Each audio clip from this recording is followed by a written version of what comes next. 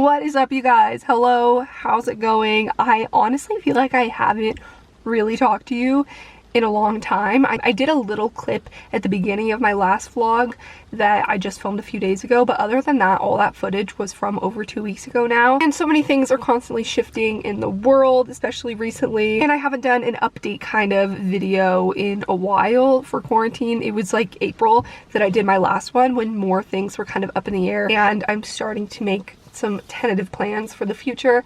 So I thought I'd do a little Q&A and touch base with you guys. So I asked on Instagram, as I always do, link down below. You can follow me there, and then I'll randomly like post on my stories to collect your questions. So without further ado, let's get into it. What book are you reading right now? I'm actually still reading Where the Crawdads Sing. I might not have posted about that one, actually. I feel like that's the book that's at the top of everyone's like book list that everyone talks about, and I never got around to reading it. I've tried listening to the audiobook multiple times and never got past the beginning.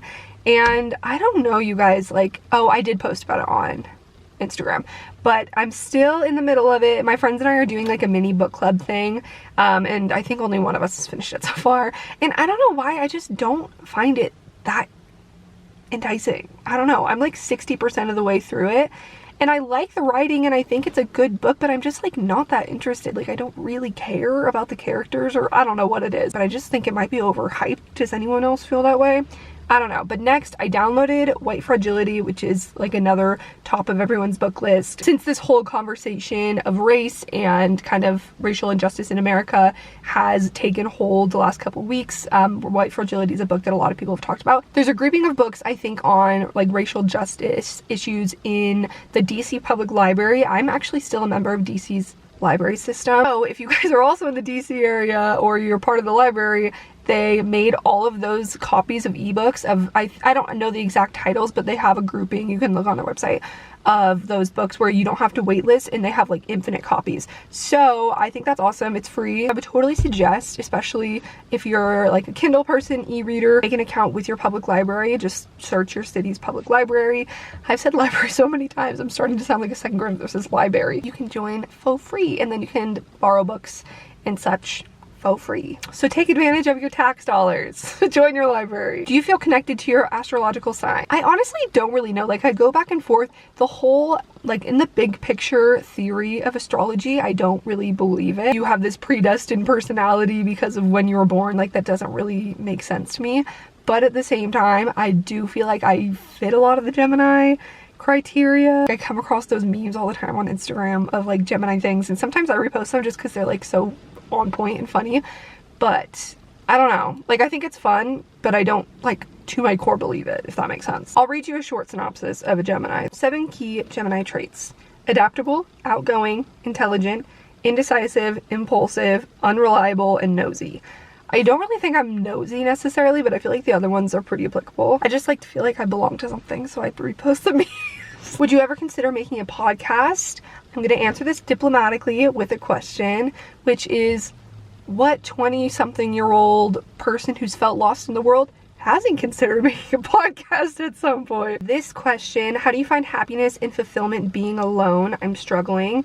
I'm not alone, like, I'm staying with my family, so I'm wondering if this person means like being single. Embrace the season of your life that you're in, whether you're on your own or whatever, and use that time to use your energy pouring into other types of relationships, pouring into building strong friendships, you know, spending time with your close friends and making really strong foundations of those relationships, and with your family and with yourself. Instead of worrying about why you're single, use that energy to kind of build up what you have control over and the people that are already in your life as they are now. One day when you're in a relationship, you'll be glad that you spent the time like building those solid foundations of friendships and maintaining those. I don't know if that makes sense, but I just think your energy is wasted worrying about something that's kind of out of your hand. And the question that I by far got the most, which I kind of expected because I was planning to address it in this anyway: when you're going back to New York, what are your concerns about going back to New York? What are you going to do about your apartment in New York? But this specific question I wanted to read out loud because it says,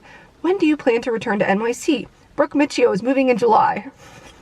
Thank you for giving me updates about Brooke Michio. Shout out, Brooke, if you're watching. Love you, girl. So excited for your next big move. Previously, it's been very up in the air. Every time I've been asked in the past, it's kind of just been like, well, I don't know. Like, we're gonna feel it out. We'll see. And before, it just didn't make sense to make plans to go back because there weren't any plans of New York City opening again at that time. So I was waiting on that. I was waiting on how things were gonna shape up here because things started opening here about a month ago, mid-May. It feels very normal here, I gotta say. Like, people are out and about, people are eating at restaurants, outside, inside. But again, like, New York City is a different ballgame. It is the epicenter in the US. And then they announced that New York City was gonna start reopening.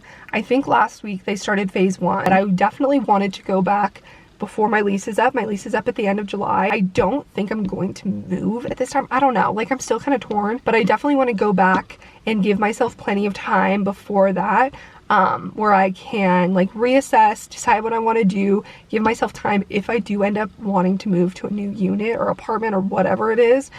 And then if not, just like re-signing my lease and getting all that figured out. I really like my location. I don't have complaints about it other than it's small. I might actually do some looking on StreetEasy or some other websites just to see how the COVID market has affected rental prices. I don't know, maybe it would be smart to move into somewhere that's a better value now than it would have been without COVID. It's kind of up in the air, but I'm definitely leaning towards staying in my unit because I don't have any complaints and I don't have a problem with paying my rent or anything. Back in the beginning of the year, I talked about I was thinking I'd already be going maybe back to DC and getting more serious about settling down in a job there in this summer even. But with everything that's happened in COVID, like, I feel like everything has just been so on hold and I feel like I'm not ready to leave New York right now. I've been out of New York for like 3 months now. I had like 9 months out of the year that I moved there. And that's not enough for me. So I think I'm gonna extend my lease. I'm sorry, I'm literally rambling on. But bottom line, what I'm saying is that I kind of decided that I was gonna wait till normal things that I would maybe be doing started to open up because that's when it made more sense for me to go back. And when like maybe some offices started to open up again, because that's when I want to actually be like looking for jobs. I don't really want to start remotely. Yeah, as of now, I have yet to officially book my flight, but I think I'm gonna do it in the next couple days.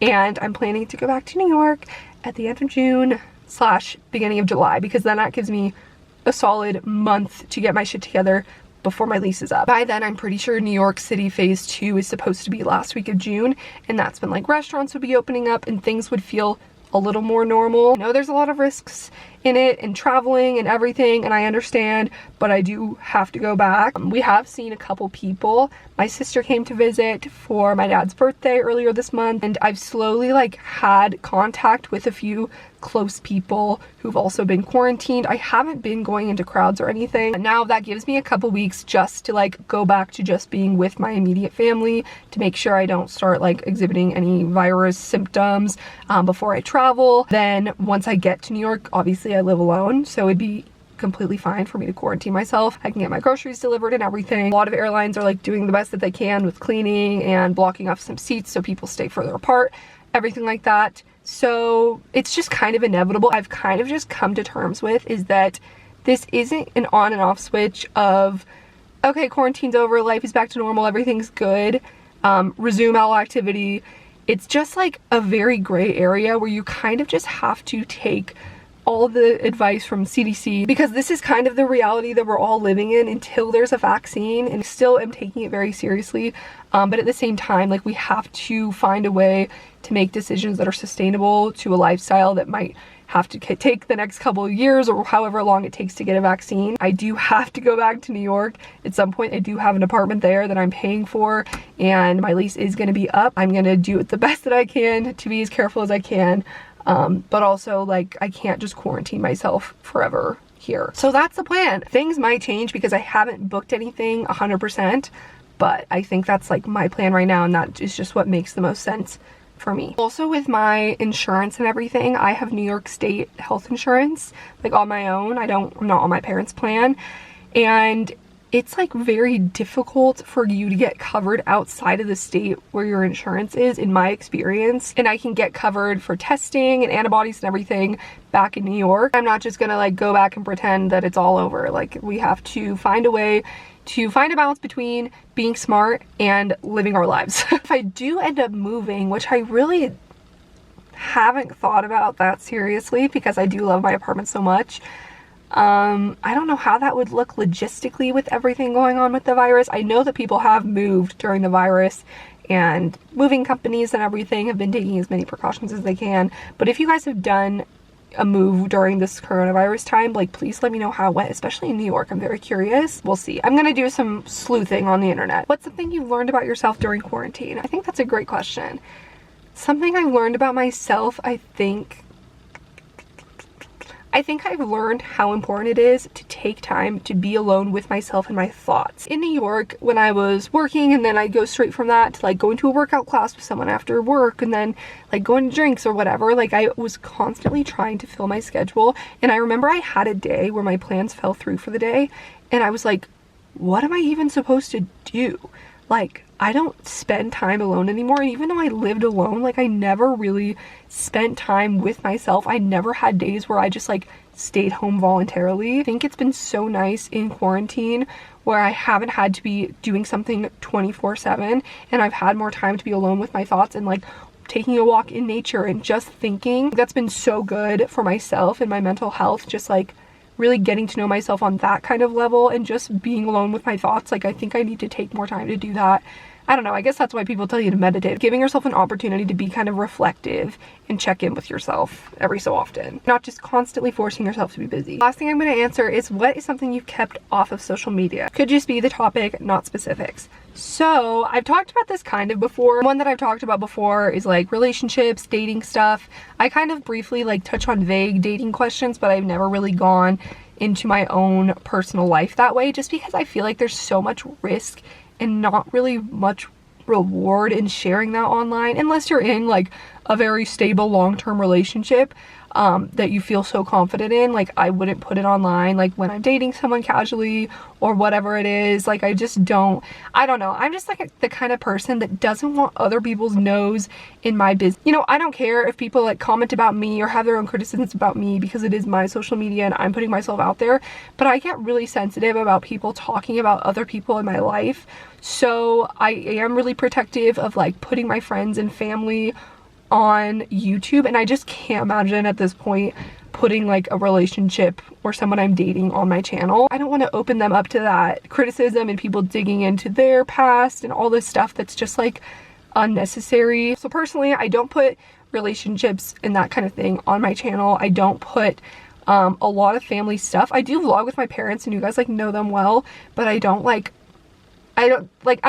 talk about everything, every facet of our relationships and like problems and disagreements that we've had. And I don't put my siblings on my YouTube channel. I have a brother and a half sister. I'm just really selective about who is on my YouTube channel. And I've talked about that before, like I've been pretty open about that. But otherwise, other things that I don't put on social media, I guess like some topics that I avoid on YouTube would be politics and religion. I feel like is a big thing that most people avoid. I don't think I've ever talked about religion on my channel, and I just don't really want to. Some people feel very passionate about their religion and sharing it on their YouTube channels, but that's something I've always kind of kept separation of church and state over, I guess. I've always just felt that everyone is entitled to their own opinions, and social media and YouTube is not really the place to be blasting mine in that sense, because it's such a personal thing. Like, spirituality and religion is so personal to every individual, and I just don't feel that sharing that on social media would be beneficial. I guess I get kind of political on Twitter, but on YouTube, like, I never really talk about specific candidates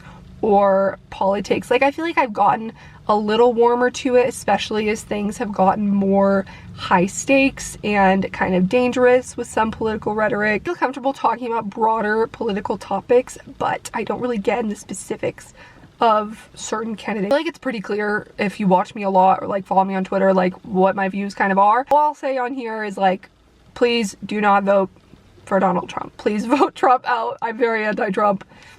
I'll leave it at that. Otherwise, you can infer. Thanks for watching this Q&A catch up with me kind of video. I thought it was kind of overdue since things have changed since I filmed the last one, even though I looked back and I was wearing this exact thing in that same video. Love you. Thanks for being patient with me, being along for the ride. Subscribe if you're not already. I don't know why this would be the first video of mine that you're watching, but if it is, I will be back to kind of vlogging the next couple weeks, like prepping to go back to New York, and updates with that, because again, I haven't booked anything, so things might change. So stay tuned. Vlog very soon. I'm getting back to kind of my regularly posting twice a week, I think. So yeah, love you guys. See you next time. Bye.